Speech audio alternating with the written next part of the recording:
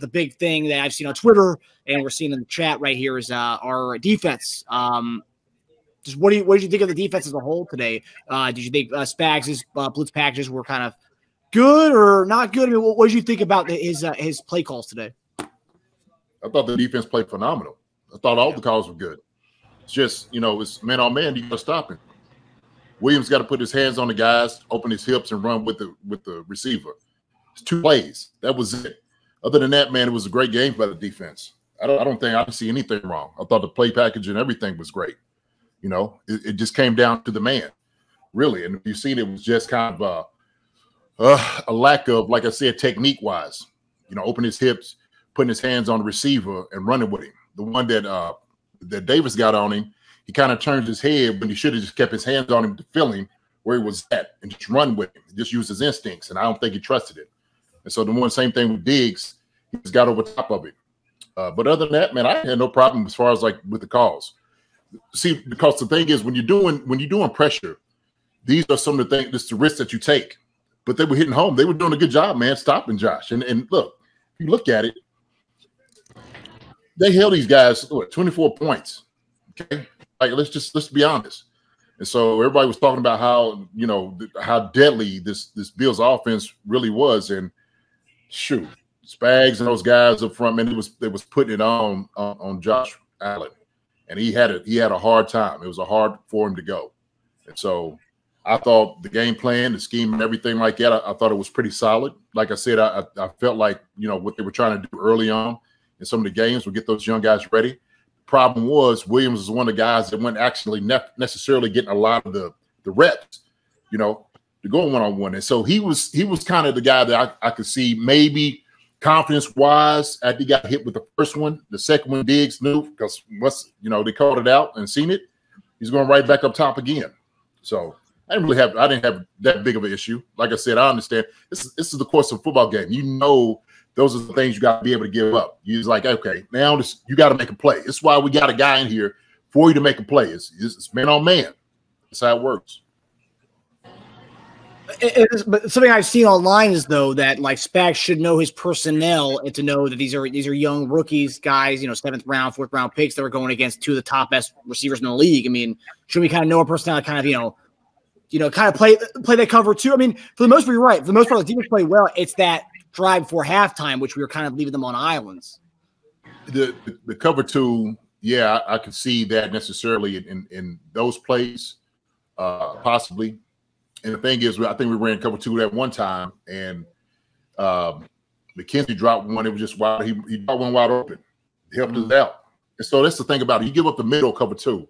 That's how it works. And so there's always holes and windows in everything that you play. It doesn't matter. The thing is, like I said before, it's all about getting to Josh Allen. It's disrupting his play. That's what you have to do. That's where you have to be effective.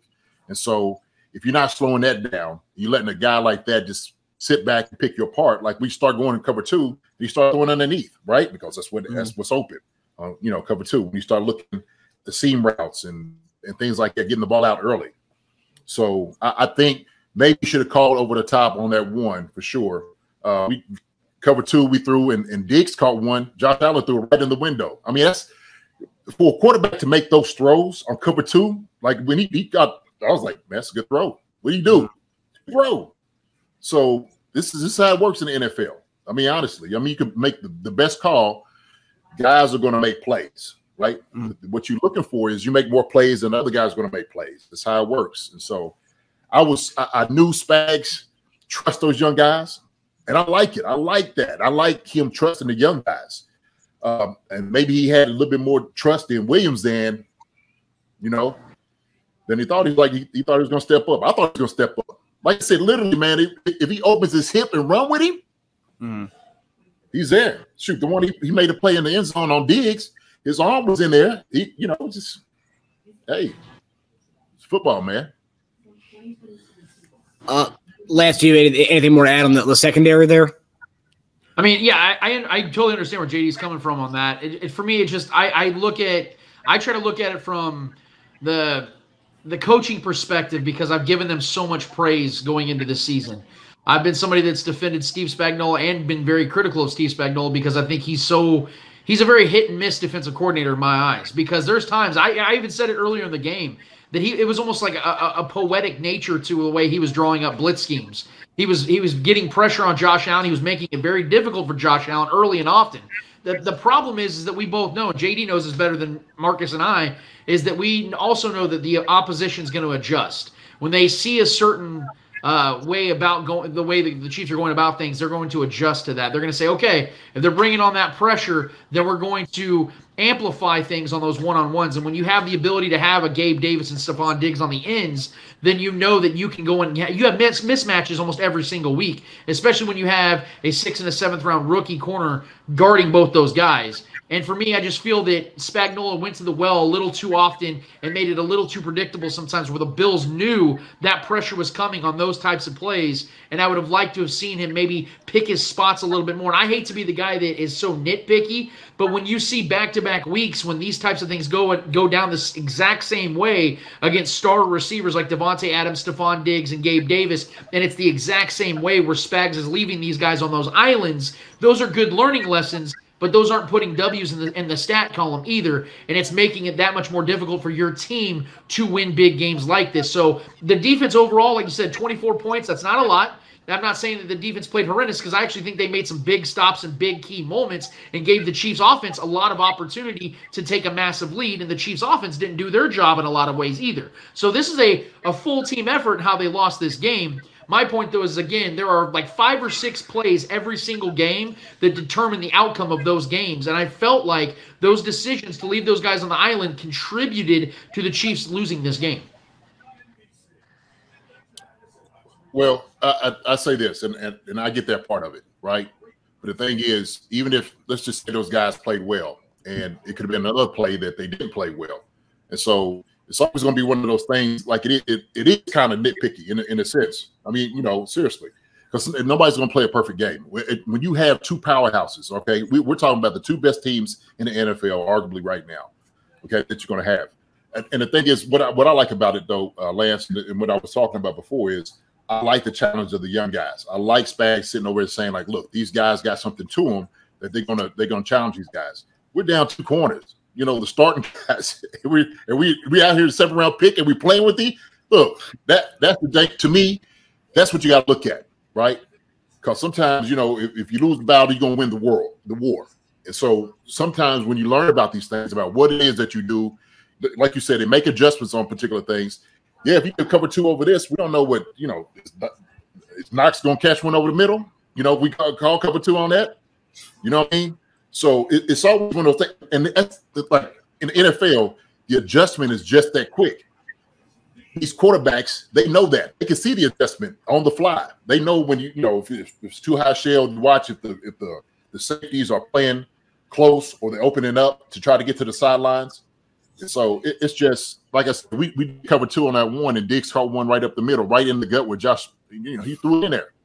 So that's just a good play by a good quarterback to a great receiver, right? And so these guys get paid too. But that's why you get a guy, you want him to get paid. You want him to make plays.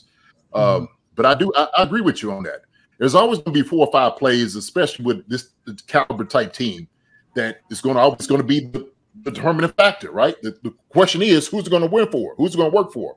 Right? And like you said, offensively, shoot, that's some way we could have put ourselves in a much better spot. I mean, we're winning, right? Get first down, keep the change moving. You know what I'm saying? And so, you know, it's just things like that. Because I think they was on the ropes, and they realized, like, man, we are behind the bubble right now. We are behind the 8 ball at this moment. You know, we got to do something. And so it's just, you know, one team makes more plays than the other. You know, I get it. I get that part of it. But like I said, you pick and choose what you can do. And I knew that's the gamble. You take a gamble. You got to try to gamble to beat guys like that, right? And like I said, man, it's about the guy coming down with play. If Williams plays his technique a little bit better than what he did, it's a different conversation. Then we, oh man, they called by Spags, right? This is but shoot, yeah, these corners are incredible. Yeah, shoot, yeah, no. That's just the deal, man. That's how it goes. But I'll say this. With the young guys, have they played, and you see the possibilities of where the thing can go. I mean, they're 4-2 right now. And we're talking about everybody. Oh, they're going to get blown out and stuff like that. We should have won this game. No doubt about it. We should have won this game. And we had a chance to really, beat these guys, shoot, probably by like 2 touchdowns, to be honest with you.